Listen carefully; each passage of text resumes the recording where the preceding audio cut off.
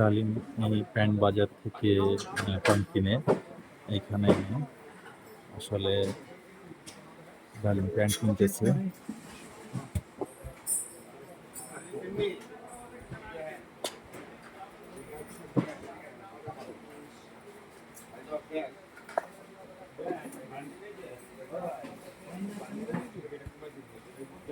তুমি লাও, তুমি লাও,